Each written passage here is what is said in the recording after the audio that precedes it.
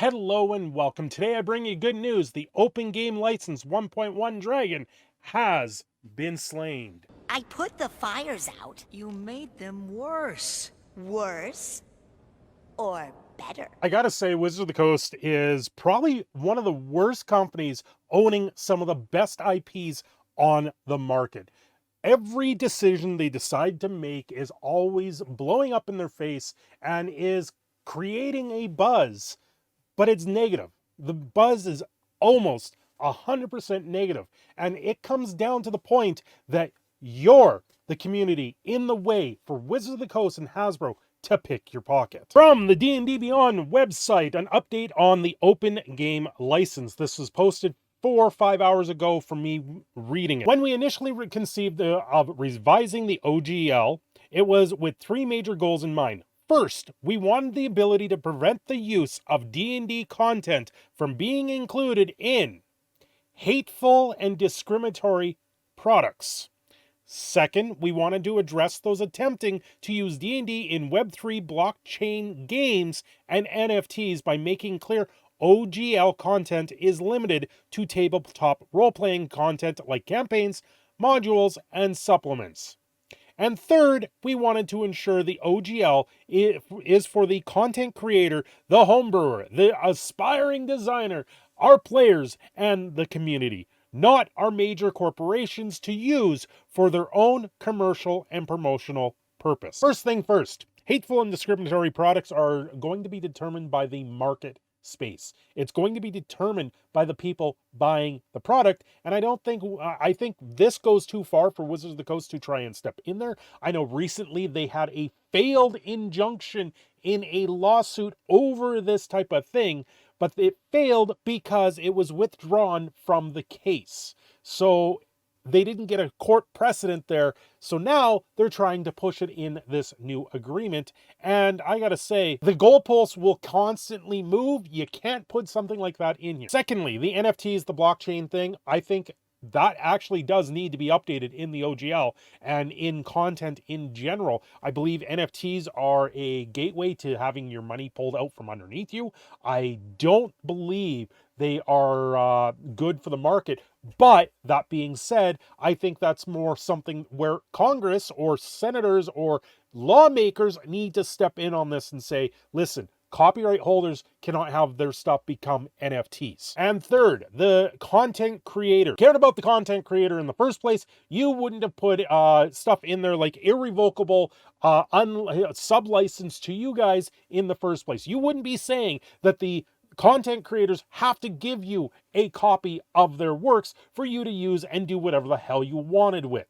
That is where you guys went completely off the rails with this scenario. This update goes on to say they rolled a 1, they're not really sorry, they say you win but we win too, and all this other stuff, pretty much telling the community going, okay guys, we hear you loud and clear, we're not going to update this one right now. We're going to take it back to the drawing board and update it later. So that means that there is still more coming out of this. And that's why I say the Open Gaming License 1.1 Dragon is slain, because there is always another dragon on the horizon, especially if you're playing games like Skyrim. Well, this was all fallout from someone getting a letter, an insider letter from Wizards. D&D Shorts here shared it on Twitter. It was transcribed into a much easier way to read it.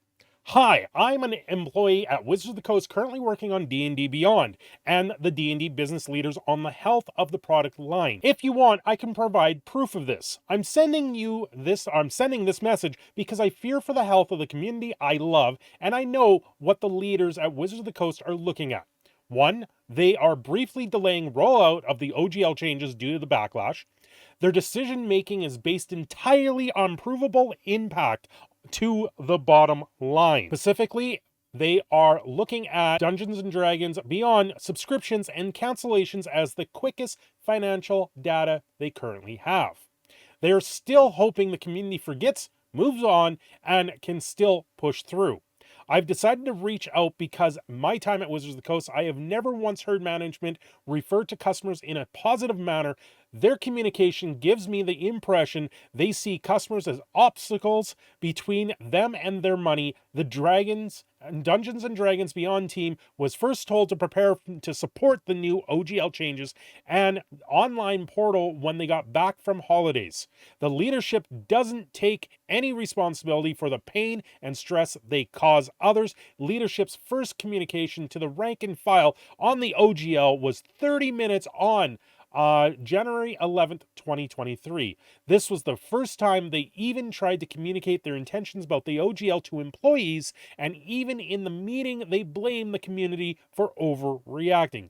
I will repeat, the main thing this leadership is looking at is D&D Beyond subscription cancellations.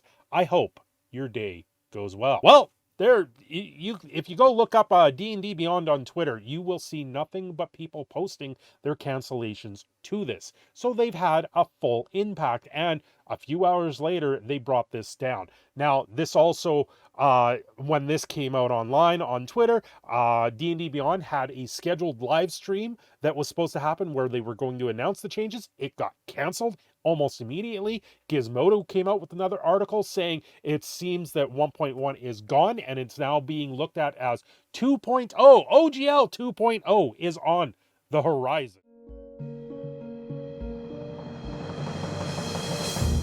Where do we sit now with 2.0? Well, under 2.0 is still renders Kickstarter unfeasible. If Wizards had to pay 20% of their revenue, they'd be bankrupt. It is not an open license by definition. Open means open and forces creators into a one-sided contract to continue making content they've made for years. Claims that large companies are the real reason for these changes, despite the fact that no company has taken enough money or even threatened or even remotely overshadowed them by using D&D open content, not their protected IP. Even Pathfinder is minuscule compared to the scale of Wizards of the Coast. Well, you look at Critical Role, they're probably bringing in a couple million. You're looking at these big events that are going on out there where they want to run this giant D&D event.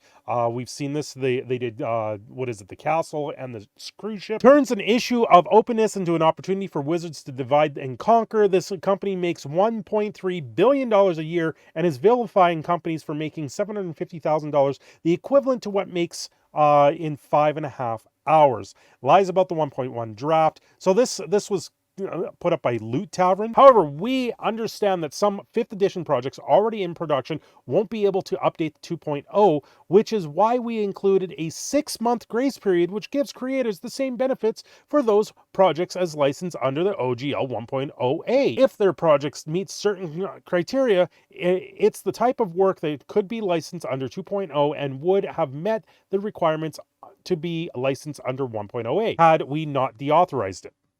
For any creator with the product currently in development and concerning the grace period is insufficient, you can reach out and ask for longer lead time, is what they're saying there as well. It's not going to stop. They're going to update it regardless what happens here.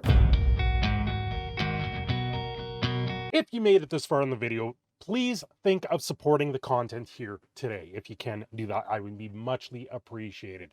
Well, this is 1.1 is dead, 2.0 is alive, and the new dragon must be slain. Well, what can we do at this point? There is still the open D&D letter, which last I checked was closing in on 70,000 signatures, and there's a new petition out there that I will link down in the pinned comments as well, that will be hand delivered by Ryan Darcy of the person that originally wrote the OGL. He will hand deliver it to Wizards of the Coast if it reaches 100,000 signatures. So that is something to be mindful of. Anyway, guys, I'm going to wrap it up here. There's a lot more stuff to cover. Paizo came out with their own statement and their own OGL as well. So, I'm going to save that for another video. But this has been the OGL Wizards of the Coast Hasbro debacle update for you guys for today.